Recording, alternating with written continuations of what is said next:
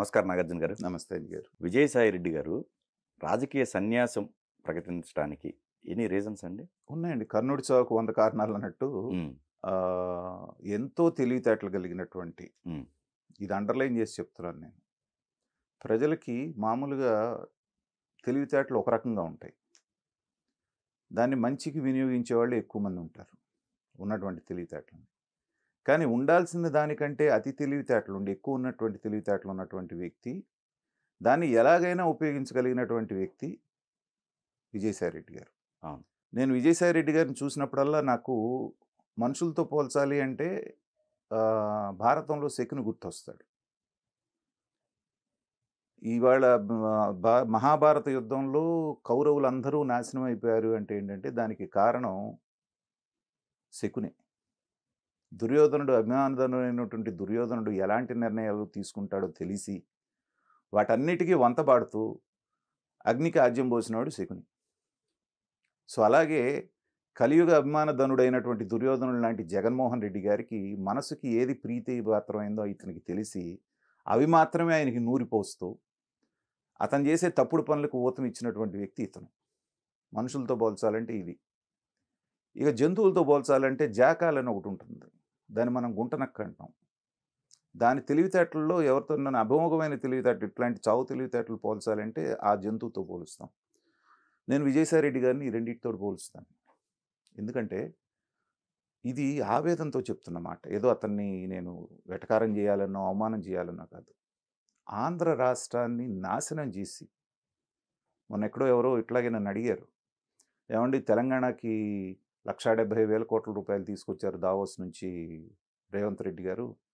మరి ఆంధ్రప్రదేశ్‌కి ఏమీ రాలేదు చంద్రబాబు నాయుడు గారు. 45 సంవత్సరాల ఇండస్ట్రీ అంటారు. 3 సార్లు ముఖ్యమంత్రి అంటారు. ఎందుకు రాలేదండి అంటే అదే చెప్పాను.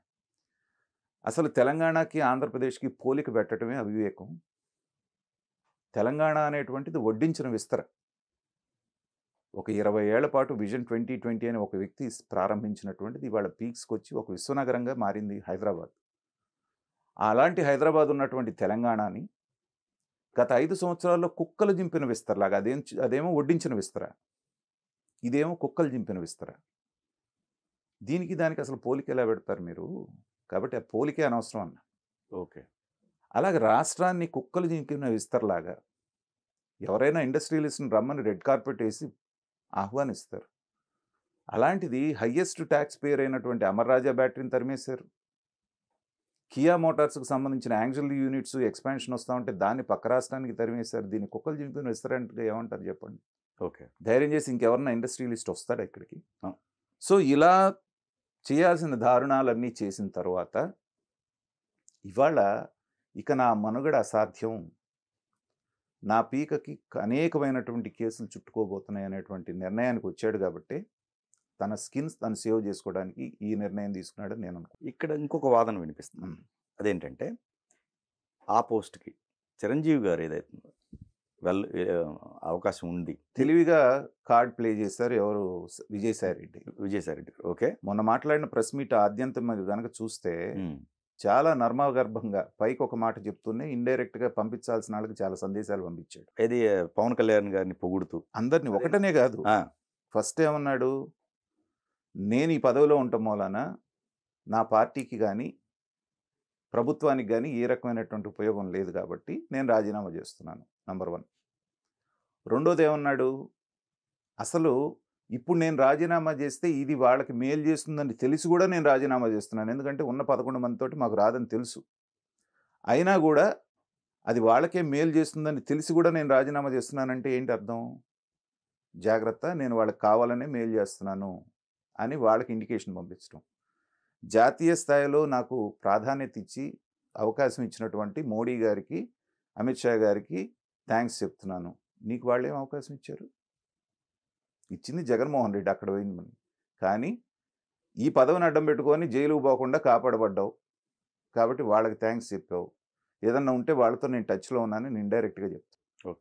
ట్విట్టర్‌లో వాటిల్లో చంద్రబాబు నాయుడు గారిని ఎన్ని రకాలుగా మాట్లాడారో మనం చూసాం. హ్మ్. అలాంటి వ్యక్తి చంద్రబాబు నాయుడు గారితో గాని, వాళ్ళ కుటుంబ సభ్యులతో గాని నాకు ఎలాంటి వ్యక్తిగతమైనటువంటి వైరం లేదు. అంటే ఆయనకు కూడా ఒక అర్జీ పెట్టుకున్నాడు. అయ్యా కాకినాడ సీపోర్ట్‌లో నా మెడకేదో బిగిస్తున్నావు. నువ్వంటే నాకు అత్యంత గౌరవం ఉంది. జాగ్రత్తగా నన్ను గమనించమని చెప్పడం. అలాగే పవన్ కళ్యాణ్ గారు నాకు మొదటి నుంచి మిత్రుడు. పవన్ కళ్యాణ్ గారికి కూడా ఒక అప్లికేషను. ఇవి చేస్తూ ఫైనల్‌గా టచ్ ఇచ్చిందేంటంటే, మీరు గుండెపోటని ఎలా చెప్పారు 'వివేకానంద రెడ్డి' హత్య కేసు అంటే, నాకేం తెలుసు, నేను అవినాష్ రెడ్డికి ఫోన్ చేశాను. అవినాష్ రెడ్డి ఆ మాట చెప్పించాడు గుండెపోటుతోని, నేను చెప్పాను గుండెపోటు. ఇరికిచ్చేసాడు. లాస్ట్. అవును. అవినాష్ రెడ్డే చేయించాడని. అవును. సో ఇలాగా జాకాల తెలివితేటలతోటి ఎవరికి పంపించాల్సిన సందేశం వాళ్ళకి పంపిస్తూ, ఎవరికి పెట్టుకోవాల్సిన అప్లికేషన్ వాళ్ళకి పెట్టుకుంటూ, పదే పదే వెంకటేశ్వర స్వామి మీద నేను దైవభక్తుడిని, నేను అబద్ధం ఆడను. ఆడేదే అబద్ధాలు, నీ బతుకే అబద్ధాలు. అలాంటి వాడు నేను ఆడను అని 10 సార్లు చెప్తున్నాడంటే ఆడతాడని అర్థం. పింకు డైమండ్ చంద్రబాబు నాయుడు కొట్టేశాడని వెంకటేశ్వర స్వామి మీదే అబద్ధం ఆడిన నువ్వు, నేను అబద్ధం ఆడినంటే ప్రజలు నమ్ముతారా? కాబట్టి మిగతావి ఎలా ఉన్నా, ఒకటి జగన్మోహన్ రెడ్డి గారు 2022 నుంచి ఇతన్ని విపరీతంగా అవమానం చేస్తున్నాడు అనేటువంటిది పార్టీ వర్గాలు చెప్తున్న మాట. ప్రాధాన్యత తగ్గించేశాడని. అలాగే ఈ సీపోర్ట్ ఏదైతే ఉందో కాకినాడది, మొత్తం కూడా జగన్మోహన్ రెడ్డి గారి కనుసన్నల్లో జరిగిందనేటువంటిది అందరికీ తెలిసిన విషయం. పిలిపించడం, బెదిరించడం అని జరిగింది. కానీ దాంట్లో ఈయన చుట్టాలు ఇన్వాల్వ్ అవ్వటం మూలాన అరవిందో వాళ్ళు మొత్తం వ్యవహారం అంతా ఇతని మెడకు చుట్టేస్తున్నారు. నేను బలిపశువుని కాబోతున్నాను అనేటువంటిది అర్థమైంది. ఇన్నాళ్ళు చేసిన సేవ ఇది ఏమీ లేకుండా, ఒకటి నన్ను పక్కన పెట్టి అవమానిస్తున్నారు, ఎప్పుడో జూనియర్లు అయినటువంటి మిగతా వాళ్ళందరినీ తెచ్చిపెట్టుకుంటున్నాడు, ప్రాధాన్యత తగ్గిందనేది ఒకటి. రెండోది ఇంకా ఉంటే కూడా ఇంకా క్రిమినల్ కేసులు నా మీద పడేటువంటి అవకాశం ఉందన్నటువంటి దీంతోటి ఈ నిర్ణయం తీసుకున్నారనేటువంటిది నేను అనుకుంటున్నాను. వాళ్ళు ప్రచారం చేస్తుంది ఏంటంటే, వాళ్ళ అనుకూలమైనటువంటి కొంతమంది విశ్లేషకులు కానీ మిగతా వాళ్ళు కానీ, అసలు జగన్మోహన్ రెడ్డి గారి స్ట్రాటజీ ఎలా ఉంటుందంటే, ఈయనే పంపిస్తున్నాడు బీజేపీతో టచ్లో ఉండమని. బీజేపీ ఇదంతా ట్రాష్. ఓకే. జగన్మోహన్ రెడ్డి మాట వినే స్థాయి విజయసాయి రెడ్డి ఎప్పుడో కఠినమైన నిర్ణయం తీసుకున్నాడు.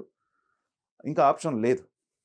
సో మెయిన్ పిల్లర్ లాంటి ఒక వ్యక్తి, ఇప్పుడు 4 స్తంభాలు ఉన్నాయంటే ఒక బలమైన స్తంభం అన్ని వేళలా జగన్మోహన్ రెడ్డికి అండగా ఉండి, మంచిలో చెడులో సూట్ కేస్ కంపెనీలు ఎలా పెట్టాలి, మనీ లాండరింగ్ ఎలా చేయాలని నేర్పించినటువంటి, చేయి పట్టుకొని అక్షరాభ్యాసం చేసిన వ్యక్తి ఇవాళ అస్త్ర సన్యాసం చేస్తున్నాడు అంటే దాని వెనకాల బలమైనటువంటి కారణాలు ఇవే కారణాలు ఉంటాయి. పైగా ఏంటంటే, నేను ఆ పార్టీ ఈ పార్టీ రాజకీయ సన్యాసం తీసుకుని వానప్రస్థాశ్రమానికి వెళ్ళిపోతున్నాను అన్నట్టుగా వ్యవసాయం చేసుకుంటా ఉంటున్నారు. కానీ అతను రాష్ట్రానికి చేసినటువంటి ద్రోహం, జగన్మోహన్ రెడ్డి గారి వెనకాల నిలబడి అతను చేసినటువంటి పాపాలు ఏవైతే ఉన్నాయో అవి మాత్రం అంత తొందరగా ఆయన వదిలిపెడతాయని నేను అనుకోవట్లేదు.